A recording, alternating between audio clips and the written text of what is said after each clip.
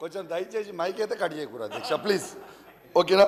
మంచిగా అద్భుతంగా మాట్లాడతా, అద్భుతంగా అందరికి కూడా అర్థమయ్యేటట్టు మాట్లాడతా అధ్యక్ష.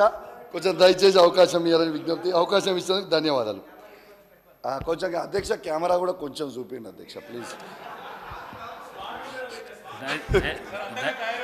దయచేసి బీఆర్ఎస్ నాయకులకు నేను చెప్తున్నా, హరీష్ రావు గారికి కానీ లేకుంటే జగదీశ్వర్ రెడ్డి గారికి కానీ కౌశిక్ రెడ్డి గారికి, నా ముంగల 3 టీవీలు ఉన్నాయి. ఈ టీవీలు వచ్చిందే బయట టీవీలు వస్తాయి. థ్యాంక్ యూ అధ్యక్ష. మీరు ఆ విధంగా మాట్లాడకండి. థ్యాంక్ యూ అధ్యక్ష. ప్లీజ్ అధ్యక్ష, బడ్జెట్ అనేది కేవలం అంకెల సమారం కాదు, అది మన విలువలు మరియు ఆశల వ్యక్తీకరణ అని బోల్డ్ లెటర్స్లో ఇదే బడ్జెట్ పద్దు నివేదికలో పొందుపరిచారు. ఈ వాక్యం నన్ను బాగా ఆకట్టుకుంది. ఎందుకంటే తెలంగాణ ప్రజల విలువలకు మీ ప్రభుత్వంపై పెట్టుకున్న ఆశలకు ఈ బడ్జెట్ ఏమాత్రము స్థానం కల్పించలేకపోయారు. ఇది ఆశల బడ్జెట్ కానే కాదు, ప్రజల నమ్మకాన్ని వమ్ము చేసే అడియాశల బడ్జెట్. మన విలువలకే కాదు, ప్రజల సమస్యలకు పరిష్కారం కూడా సరైన మార్గంలో చూపని బడ్జెట్ ఇది. అధ్యక్ష, నేను ఈ బడ్జెట్ ఈ వ్యాఖ్యలు చూసిన తర్వాత ట్రాన్స్పోర్ట్ మీద పోయినప్పుడు ఈ బడ్జెట్ బుక్లో మొత్తం ఎత్తికిన అధ్యక్ష. ఆటో డ్రైవర్లకి 12,000 రూపాయలు ఇస్తామని ఎన్నికల సమయంలో మీ మేనిఫెస్టోలో, కాంగ్రెస్ పార్టీ మేనిఫెస్టోలో పెట్టి కనీసము 12,000 రూపాయలు ఆటో డ్రైవర్లకి ఒక్క మాట కూడా ఈ బడ్జెట్ బుక్లో పెట్టలే అధ్యక్ష.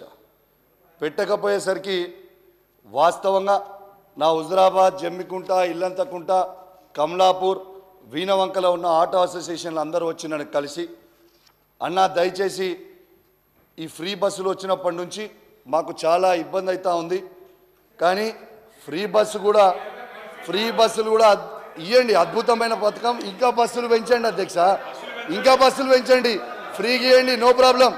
ఎందుకు తొందర పడుతున్నావు? తొందర పడ కాదు, మస్తు మాట్లాడేది, తొందర ఎందుకు పడుతున్నావు? ఫ్రీగా బస్సులు ఇంకా అద్భుతంగా పెంచాలని కూడా కోరుకుంటున్నాను అధ్యక్ష. కానీ అదేవిధంగా ఆటో కార్మికులను కూడా, ఆటో డ్రైవర్లని ఖచ్చితంగా వాళ్ళని కూడా మనము కాపాడుకోవాల్సిన అవసరం మన మీద ఉంది అధ్యక్ష. ఈ రాష్ట్రంలో దాదాపు 6 లక్షల మంది ఆటో డ్రైవర్లు ఉన్నారు అధ్యక్ష. దీంట్లో 3 లక్షల మందికి సొంత ఆటోలు ఉన్నాయి, ఈఎంఐల మీద కొనుక్కున్నారు. ఇంకా 3 లక్షల ఆటోలు రోజువారీ కిరాయికి తెచ్చుకుంటారు అధ్యక్ష. వీళ్ళకి కనీసం వాళ్ళ సొంత ఆటోలు ఉన్న వాళ్ళకి ఈఎంఐలు వెళ్తలేవు, కిరాయి తెచ్చుకున్న వాళ్ళకి కిరాయి కట్టే పరిస్థితి లేకుండా ఇబ్బంది పడుతూ ఉన్నారు. కాబట్టి దయచేసి వాళ్ళ మీద కోపం లేకుండా దయచేసి ఆటో కార్మికులకి వెంటనే న్యాయం చేయాలి. నెలకి దయచేసి వాళ్ళకు కూడా నెలకి 10,000 రూపాయలు మీరు కేటాయించాలని నేను విజ్ఞప్తి చేస్తూ ఉన్నాను అధ్యక్ష. అదే అధ్యక్ష, ఈ గవర్నమెంట్లో ఉన్న వాళ్ళందరికీ కూడా అడుగుతా ఉన్నా అధ్యక్ష, ఆటో డ్రైవర్ల ఓట్లు మాత్రం కావాలి, కానీ వాళ్ళ పాటలు మాత్రం అవసరం లేదా ఈ ప్రభుత్వానికి అని చెప్పి నేను అడుగుతా ఉన్నాను. ఇవాళ వాళ్ళు చాలా ఇబ్బంది పడుతూ ఉన్నారు అధ్యక్ష. దయచేసి ఇలా ఆటో డ్రైవర్లకి మద్దతుగానే ఇలా ఈ కాకి డ్రెస్ వేసుకొని ఉన్నా, మీరు మద్దతుగా లేకపోయినా ఇలా కేసీఆర్ గారి నాయకత్వంలో బీఆర్ఎస్ పార్టీ ప్రతి ఆటో డ్రైవర్ కుటుంబానికి అండగా ఉంటామని సభా సాక్షిగా చెప్తా ఉన్నాను అధ్యక్ష. దీంతో పాటు అధ్యక్ష, ఎన్ని ఇబ్బందులు అవుతా ఉన్నాయంటే అధ్యక్ష, దాదాపు 59 మంది ఆటో డ్రైవర్లు ఆత్మహత్య చేసుకున్నారు అధ్యక్ష. ఈ ఆత్మహత్యలు చేసుకున్నారు. దీంట్లో కరీంనగర్ జిల్లాలో కనీసం 6 ట్రాన్స్పోర్ట్ మినిస్టర్ గారు ఉన్న జిల్లాలోనే 6 ఆత్మహత్యలు చేసుకున్నారు అధ్యక్ష. ఇవి వాస్తవంగా కావాలంటే ఈ రిపోర్టు మీ ద్వారా పంపుతానని చెప్పి తెలియజేస్తా ఉన్నాను అధ్యక్ష. ఒక దిక్కు వాళ్ళే బస్సులు పెంచాలంటారు. పల్లెటూర్లలో వాస్తవానికి చాలా గ్రామాలలో ఇంటర్నల్గా ఆటోలు నడుస్తున్నాయి, కానీ దూరం గ్రామాలలో నుంచే బస్సులు నడుస్తాయి, హైదరాబాద్కు, వరంగల్కు, లేదా ఇట్లా దూర ప్రాంతాలకు. సరే, ఏదైనా సిటీలలో కొంచెం ఇబ్బంది ఉండొచ్చు, అది కూడా మా మేనిఫెస్టోలో పెట్టిన ప్రకారంగా మేము టైం తీసుకొని చేస్తాం. కానీ ఆటోల కోసమే నేను పుట్టిన ఆటోలే అంటారు. మళ్ళీ మీరే బస్సులు పెంచండి అని మీరే అంటారు. బస్సులు పెంచిన తర్వాత మరి ఆయనతో ఒక్క ఆటో కూడా నడిచే పరిస్థితి ఉండదు కదా. మరి మీరు అసలు మీ వైఖరి ఏందో స్పష్టం చేయండి. మొత్తం ఆటోలను క్లోజ్ చేయాలనుకుంటే బాగా గల్లీ గల్లీకి ఒక బస్సు పెంచండి అని అట్లనన్నా మాట్లాడండి. మినీ బస్సులు పెంచండి అని కూడా ఇందాక అన్నారు. మరి మినీ బస్సులు కూడా పెంచాలా అది కూడా చెప్పండి. కాబట్టి ఆటో వాళ్ళని రెచ్చగొట్టడము, ఇతరులను రెచ్చగొట్టడం కాకుండా మరి మహిళలకు ఏది ఇవ్వద్దా? మహిళలకు ఫ్రీ బస్ ఇవ్వడం మూలంగా మీకు నష్టం ఏమొచ్చింది? ఇవాళ మీరు ఇస్తాం ఇచ్చిన ప్రతి మాట నిలబెట్టుకుంటాం. అది కాంగ్రెస్ వైఖరి. కాంగ్రెస్ ఖచ్చితంగా మడమ తిప్పకుండా మాట తప్పకుండా ఇచ్చిన మాట నిలబెట్టుకుంటాం. కానీ ఒకరోజు బస్సులు పెట్టండి అంటారు, ఒకరోజు సపోర్ట్ అంటారు, ఒకరోజు ఆటో వాళ్ళని రెచ్చగొడతామంటారు. ఆటో వాళ్ళకు మీ హయాంలో మరి ఫ్రీ ఇన్సూరెన్సు, అదేవిధంగా రోడ్డు మీద ఫ్రీగా తిరగడానికి కావలసినటువంటి ఫెసిలిటీసు అవన్నీ ఎందుకు మీరు సహకరించలేదని నేను అడుగుతా ఉన్నా. కాబట్టి రెచ్చగొట్టే మాటలు కాకుండా వాళ్ళ సమస్యలు ఏమైనా ఉంటే మాట్లాడితే బాగుంటుంది. అదేవిధంగా బస్సుల పట్ల మీ వైఖరి కూడా స్పష్టం చేయండి. ఫ్రీ బస్ పెట్టాలా వద్దా? పెట్టడం మూలంగా ఎందుకు కడుపు మండుతుంది? ఇవాళ మరి గవర్నమెంట్ హాస్పిటల్స్లలో కూడా ఫెసిలిటీస్ పెంచుతున్నాం, దాంతో ప్రైవేట్ హాస్పిటల్స్ నడవకుండా అయిపోయే పరిస్థితి వస్తుంది. అప్పుడు కూడా బాధపడతారా ప్రైవేట్ హాస్పిటళ్ళ కోసం? అదేవిధంగా మీ లెక్క ఇవాళ కొంతమందికే రైతు బంధు ఇచ్చి పేదోళ్లకు కడుపు కొట్టినట్టు కాదు, పేదోళ్ళను కూడా ఆదుకునే ప్రభుత్వము, అన్ని వర్గాలను ఆదుకునే ప్రభుత్వం కాంగ్రెస్ ప్రభుత్వం. కాబట్టి పదే ద్వంద్వ వైఖరి మాట్లాడకండి, ఒకటే వైఖరి చెప్పండి. మీ వైఖరి బస్సుల విషయంలో ఏంటిదో గదొక్కటి చెప్పండి. అధ్యక్ష పాపం మంత్రి గారికి తెలియదు అధ్యక్ష. దాదాపు ట్రాన్స్పోర్ట్లో ఉన్న ప్రతి డ్రైవర్కి కేసీఆర్ గారి నాయకత్వంలో 10 లక్షల మందికి 5 లక్షల ఇన్సూరెన్స్ చేసినాం అధ్యక్ష. పాపం మంత్రి గారికి నాలెడ్జ్ లేకపోవచ్చు. రెండోది అధ్యక్ష ఒక్క నిమిషం అధ్యక్ష, ఆటో డ్రైవర్లతో సహా చేసినాము. కౌశిక్ రెడ్డి గారు అడిగితే దానికి ఎవరిని ఇవ్వాల్సింది నాలెడ్జ్ లేదంటే ఏమని ఏంటి అధ్యక్ష వారు మాట్లాడేది? మహిళా మంత్రి అంటే ఇంత చులకనగా మాట్లాడితే ఎట్లా అధ్యక్ష? మా మంత్రి గారు ఏమన్నారు అధ్యక్ష ఇక్కడ వారు మాట వెనక్కి తీసుకొని మా మంత్రి గారు క్షమాపణ చెప్పాలి. నేను ఒక్కటే మహిళా తల్లందరూ కూడా క్షమాపణ చెప్పాలి. ఆయనలాగా నాకు దురహంకారమైనటువంటి నాలెడ్జ్ లేదు సార్. నాకు నాలెడ్జే ఉంది, సబ్జెక్టు వారుగానే ఉన్నది. కానీ ఆయన లెక్క దురహంకారమైనటువంటి నాలెడ్జి లేకుంటే ఓట్ల కోసం చస్తా అని బ్లాక్మెయిల్ చేసే నాలెడ్జి నాకు లేదు సార్. కాబట్టి ఆటో డ్రైవర్లు అనేక మంది గత ప్రభుత్వంలో ఇబ్బంది పడ్డమాట వాస్తవం. ఇవాళ మా పథకానికి ఆటో డ్రైవర్లకు అడ్డం పెట్టడం ఇది కరెక్ట్ కాదు. ఇది మహిళల కోసం పెట్టినటువంటి పథకం.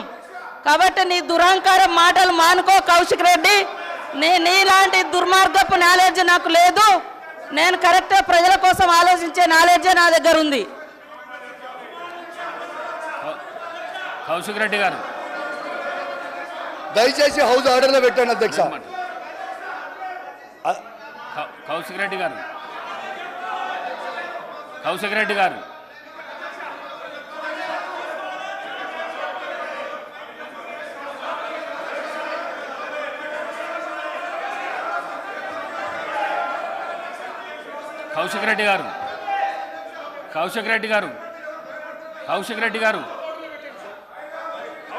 అధ్యక్ష నేను అన్నది తప్పేమనుందా అధ్యక్ష? One minute. నేను కొత్త సభ్యులు సరే, నేను కౌశిక్ రెడ్డి గారిని కోరుతా ఉన్నాను. ఒక గౌరవ మంత్రి గారిని ఆ విధంగా, దట్టు మహిళా మంత్రి గారిని ఆ విధంగా ఉద్దేశించి మాట్లాడటం సరికాదు. సరి చేసుకోండి, విత్డ్రా చేసుకోండి, క్షమాపణ చెప్పండి. ఈరోజు మేము ఎందుకు కోరుతా ఉన్నాడు? మొదటిసారి సరే మీరు చెప్దామని ఫ్లో ఆఫ్ లాంగ్వేజ్లో చెప్పుంటారు, దాన్ని సవరణ చేసుకోవాల్సిన బాధ్యత ఉంది. ఏం తప్పు చేసినా అంటే అది కాదు.